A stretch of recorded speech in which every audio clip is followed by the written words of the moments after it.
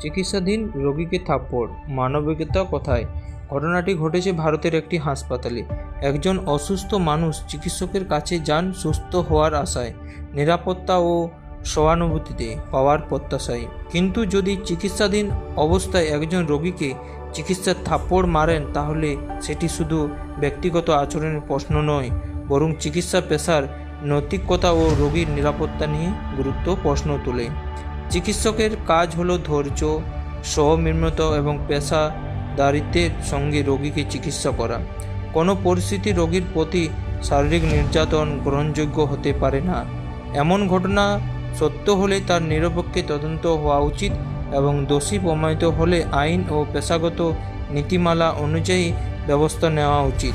রোগীর নিরাপত্তা, মর্যাদা এবং মানবিকতা আচরণ নিশ্চয় করা প্রতিটি স্বাস্থ্যসেবা প্রতিষ্ঠানের দায়িত্ব।